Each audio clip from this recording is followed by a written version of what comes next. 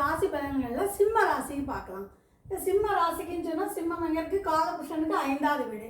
இப்போ ஒரு வருஷமாகவே சிம்மத்தில் தான் கேது பகவான் இருக்கார். 7ஆம் இடத்துல ராகு இருக்கார். அதான் கடகத்துக்கு சிம்மத்துக்கு ராகு கேது நல்ல கிரகம் இல்லை இல்லையா?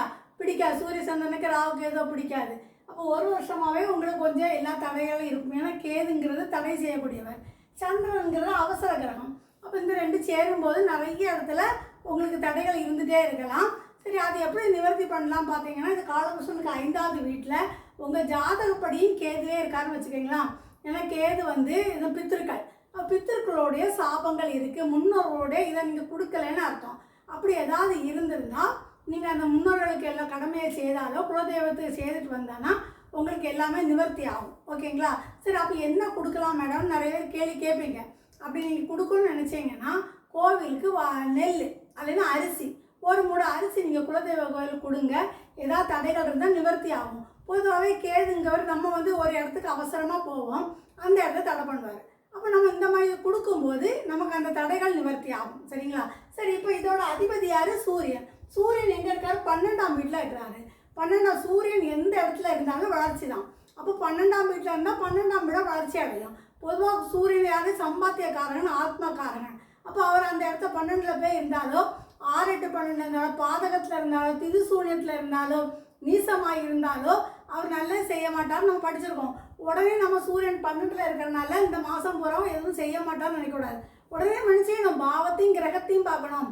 அப்போது சூரியன் தந்தைக்காரன்னா பாவம் 9ஆம் இடத்து அதிபதி எங்கே இருக்கார்? செவ்வாய் 11ல் இருக்கிறாரு. அப்போ 11ல் இருக்கும்போது நல்லது தானேங்க. அப்போ இப்போ இந்த சமயத்தில் சூரியனோட பார்வையும் பாருங்கள், 7, 8ஆம் பார்வை உண்டு, 6ஆம் இடத்தை பார்க்குறாரு. அப்போ தந்தைக்கு இப்போ ஒரு யூனிஃபார்ம் போட்ட தொழில் கிடைக்க வாய்ப்பு இருக்குது. அது எந்த வயசாக இருக்கட்டும், ஏதோ ஒரு தொழிலில் ஏறுவாங்க. இல்லை அவங்க இருக்கிற தொழிலையே அவங்களுக்கு இன்னொரு பதவி கிடைக்கக்கூடிய வாய்ப்புகள் இருக்குது. அதனால் ஒரு செக்யூரிட்டியாக இருந்தால் கூட யூனிஃபார்ம் போட்டுப்பாங்க இல்லையா? அந்த மாதிரி ஒரு தொழில் கிடைக்கக்கூடிய வாய்ப்புகள் இருக்குது. இதே படிக்கிற பிள்ளைகளாக இருக்கட்டு 11ல் செவ்வாய் இருக்கிறனால டாக்டரேட் படிக்கணும்னு பார்த்தா நமக்கு டிலே ஆகிட்டே இருந்திருக்கும். ஏன்னா 9ஆம் இடம்னு சொல்கிறது நம்ம மாஸ்டர் டிகிரி வேலை. 11ஆம் இடம் சிறப்பாக இருந்தால் தான் நம்ம டாக்டரேட் முடிக்க முடியும். இப்போ டாக்டரேட் படிக்கணுமா படிக்கலாம். இதே செவ்வாய் 5ஆம் இடத்தை பார்க்குறனால அது குலதெய்வம்னு சொன்னோம்னா குலதெய்வத்துக்கு நீங்கள் ஏதாவது வேண்டுதல் வச்சுருந்தா இப்போ கொடுத்தா அது சக்ஸஸ் ஆகும். அந்த மாதிரி செய்து பாருங்கள். இதே 12ஆம் இடத்துல பாருங்கள், குரு இருக்காரு. குருங்கிறது யார்? சூரியன் 12ல் இருந்தாலும் என்ன தெரியுமாங்க, அதான் உங்கள் ஜாதகத்தையும் சூரியன் இருந்தால் சூரியன் கருவுக்கு காரகன்னு சொல்லியிருக்கேன். அப்போ கரு உங்களுக்கு தரிக்காமல் இருக்குது, கற்பம் தரிக்கிறேன்னு வச்சுக்கோங்களா, வெளிநாடு போயிட்டு வாங்க. இப்போ அதான் நிறைய பேர் கல்யாணம் கழிச்சோன்னா ஒரு சூரிய தசா புத்தி நடக்குன்னு வச்சுக்கோங்களா. சூரியன் 6, 8, 12ல் இருந்தாச்சுன்னா ஹனிமூன் வெளிநாடு சிம்லா அப்படி போயிட்டு வாங்கன்னு சொல்லுவாங்க. அப்போ அப்படி போயிட்டு வரும்போது கருத்தரிக்க வாய்ப்பு இருக்குது. அதெல்லாம் அப்பாவோட பாட்டி இருக்காங்க, இல்லை அவங்க வீட்டுக்கு போனாலும் கருத்தரிக்கிறதுக்கு வாய்ப்பு இருக்குது. இதே குரு 12ல் இருக்கார். 5, 8 குடையவர் 12. அப்போ 5, 8 குடையவர் 12 இப்போ குழந்தைகளாக இருந்தேன்னா வெளிநாட்டில் போய் படிக்கிறதுக்கும் நல்ல ஒரு வாய்ப்பு இருக்குங்க. நிறைய பேர் 12ல் எப்போவுமே ஒரு கிரகம் இருக்கணுங்க. நம்ம ஜாதகத்திலே 12 காலியாக இருக்கக்கூடாது. அப்போ நம்ம வாழ்க்கையில் எதுவும் முடிவுறாமல் இருக்கும். நம்ம எல்லாம் அனுபவிச்சிட்டோமா அப்படின்னே நம்ம அந்த ஏக்கமே இருந்துகிட்டே இருக்கும். ஒரு கிரகம் இருந்தால் அந்த மாதிரி இருக்காது. அது சுப கிரகம் இருக்கே ரொம்ப நல்லது. இப்போ குரு 12ல் இருந்தாச்சுன்னா நம்ம நினைப்போம் தெரியுமா, நம்ம போன பிறகு நம்ம பேரை சொல்லணும், அப்போ அதுக்கு ஏதாவது ஒன்றை விட்டுட்டு போகணும்னு நினைப்போம் பார்த்தீங்களா.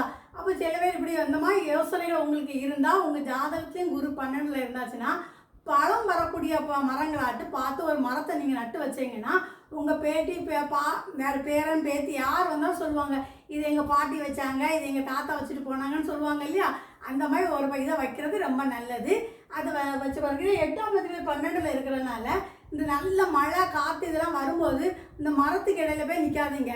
சரிங்களா? அது ஏதாவது ஒன்று கிளைகள் உணர்ந்துக்குள்ள வாய்ப்பு இருக்குது. அதில் நீங்கள் கவனமாக இருக்கணும். நீங்கள் இப்போ ஒரு ஏதாவது கோயிலுக்கு வேண்டுதல் வச்சுருந்தீங்கன்னா பஞ்சாமிர்தம் அபிஷேகம் கொடுங்க, உங்களுக்கு காரியங்கள் சக்ஸஸ் ஆகும்.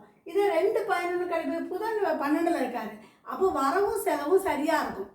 செலவு நல்லாயிருக்கும். இதே இது புதன் 12ல் இருக்கிறனால ஏதாவது ஒரு பொருட்களை எடுத்து நீங்களும் மறைச்சி வச்சுக்கலாம். ஆனால் மறைஞ்சு போயிருக்கும், நம்ம எங்கே வச்சோன்னு தெரியாமல் இருக்கும்.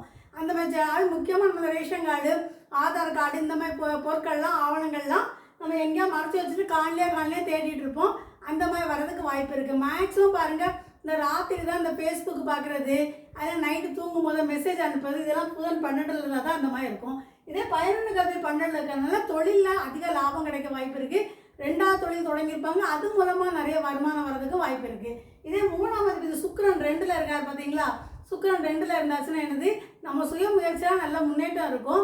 சுக்கிரனுடைய காரங்கள் சுக்கிரன் ஈசனால சுக்கிரனுடைய காரங்களால் நிறைய ஆசைகள் இருக்கும். இப்போ பட்டு எடுக்கணும்னு ஆசையாக இருக்கும், ஒரு நகை வாங்கணும் ஆசையாக இருக்கும். இந்த ஆசைகள்லாம் உங்களுக்கு நிறைவேறதுக்கு வாய்ப்பு இருக்குது. அப்போ எல்லா கிரகமும் சொல்லிட்டேன்னா சரி. என்னோட சேனல் உங்களுக்கு பிடிச்சிருந்தா லைக் பண்ணுங்கள், ஷேர் பண்ணுங்கள், கமெண்ட்ஸ் கொடுங்க, சப்ஸ்கிரைப் பண்ணி வச்சுக்கோங்க. பக்கத்தில் இருக்க பெல் பட்டனை கிளிக் பண்ணுங்கள்.